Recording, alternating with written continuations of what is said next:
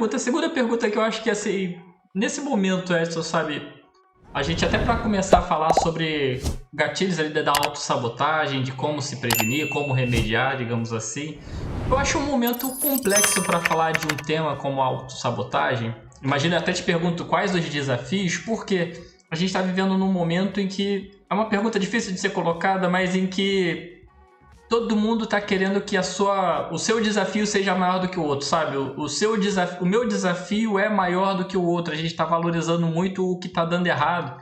Inclusive, eu vejo muitos empreendedores aí na hora de dar palestra. O foco da palestra parece que é todo na fase que deu errado e o que deu certo é alguns minutinhos, sabe? Não sei, pelo menos na minha opinião, a gente devia valorizar mais o certo. Como trabalhar essa questão da autossabotagem, para a pessoa entender os méritos dela, mas no momento em que todo mundo está querendo ser mais... É forte, mas querendo ser mais vítima que o outro. É importante isso que você está dizendo, porque justamente quando eu digo que os semelhantes se atraem, é mais fácil você encontrar alguém, uma muleta, do que uma mola propulsora e duas muletas saírem se escorando no outro aqui, ao invés de um impulsionar o outro, não é verdade? Sim. A pessoa começa a reclamar, o outro, é verdade. Não sei porque tá tudo ruim. É verdade mesmo, tá tudo ruim mesmo. É uma onda de pessimismo, uma onda de pessimismo. E eu te falo, o negativo ele contamina. Sim. Bastante. O negativo contamina o ser humano, porque o ser humano essencialmente, emocionalmente é negativo. Ele é confeito das 4 emoções básicas humanas, né? Você vê, 4 emoções básicas: medo, tristeza, raiva e alegria. 75% é negativo. O que vai chamar a atenção? O medo, a raiva, a tristeza, ficar magoado, ficar com raiva, do que você se apropriar da sua motivação, da sua automotivação e motivar o outro, né? Você pode até, eu vejo muitas pessoas invejando o outro, ao invés de admirar o outro, ao invés de se aproximar de alguém e perguntar: como você conseguiu? Você me ajuda? Ser humilde, saber pedir ajuda. Você não vai chegar lá sozinho.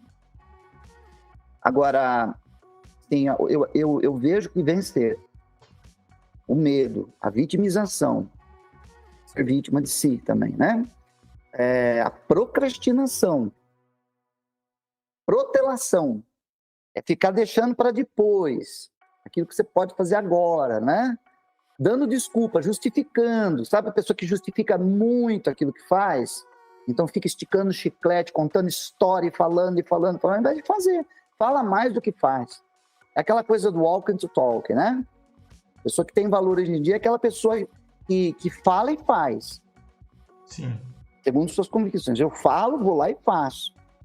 Agora nós temos muito daquilo, né? Olha, faço o que eu falo, mas não faço o que eu faço, hein? Porque eu não estou fazendo nada mesmo, só que você vai fazer o que eu quero que você faça. Tem muitos bosses, muitos... como é que fala? Mandões. Esqueci. Muito boss quer dizer mandão, né?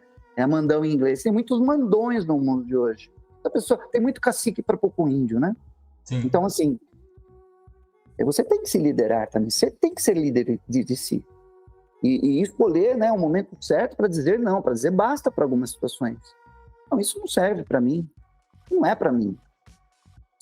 Você vai ter que abrir mão de algumas coisas, fechar algumas portas para que outras portas se abram na sua vida.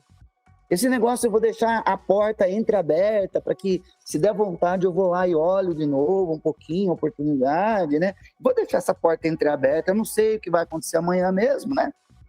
Isso não funciona muito bem não, sabe, cara? Então, eu sou da seguinte opinião: fecha algumas portas da sua vida para poder abrir outras. Saiba quais portas você vai abrir, acredite e siga esse caminho. Você vai ter muita gente falando no seu ouvido, muito conselheiro, muito amigo, muito familiar, querendo te dar conselho, querendo te ensinar o melhor caminho, querendo te ensinar alguns atalhos. Pega esse atalho, porque para mim deu certo, hein? Olha, eu estava indo naquela viagem, sabe? Lá, peguei esse atalho. Eu cheguei mais cedo. Funcionou bem para mim. Aí você vai naquela viagem, você pega aquele atalho. E tem uma... Como é que fala? Ali tem uma enchente naquele dia, a estrada está obstruída, o atalho do outro não vai servir para você, Renato. Não vai servir para você. Então, você vai ter que construir seu caminho, sim, lógico, pedindo ajuda, pedindo conselho, estudando, né, praticando, experienciando, experimentando algumas coisas novas, testando, errando até dar certo. Não vai conseguir de uma hora para outra. E de vez em quando vai pegar alguns atalhos e vai perceber que não devia ter pego também. É curioso até você trazendo isso tudo assim, porque eu vejo até o ponto de muitas pessoas terem inveja da fase do sofrimento que a outra pessoa passou, né? Que história bonita. É uma história bonita, mas que eu acho que a gente não precisa repetir, né? Se existe Você vai repetir a história do outro, o sucesso do outro, não vai fazer exatamente igual. Eu vejo muito disso hoje em dia, sabe? Isso... Eu vou confessar para você, às vezes eu fico irritado com algumas... Eu não vou falar que são enganosas, tá? Não é isso. Mas eu fico irritado com isso. Na internet tem muito disso, né? Nas mídias sociais. Sempre aparece alguém falando assim, olha, eu já passei por esse caminho e agora eu vou mostrar para você como é que eu consegui. Eu vou ensinar tudo para você, o começo, meio, fim. Eu vou te dar todas as dicas, eu vou te dar um plano detalhado, é só você seguir e você vai ganhar tanto por mês se você seguir exatamente o que eu estou falando. Isso me incomoda, isso me irrita. Porque para mim isso soa falso em alguns momentos, né? E conheço muitas pessoas que seguem e dão certo. Tudo bem, deu certo. Mas eu conheço muitíssimas pessoas também que seguiram, que investiram e que deu tudo errado. Então, quer dizer, a vida é uma loteria. Eu digo assim, a vida é uma loteria, né?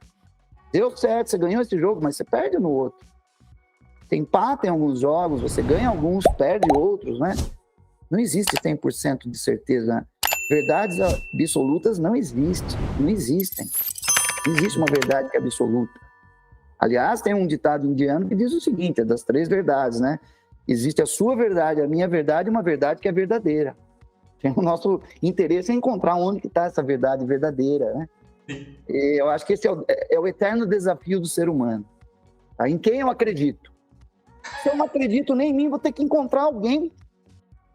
Aquilo que você está falando, vou modelar essa pessoa aqui, o sofrimento dele. Aí vai querer sofrer igual, porque ele foi lá, sofreu e conseguiu. Mas isso daí é...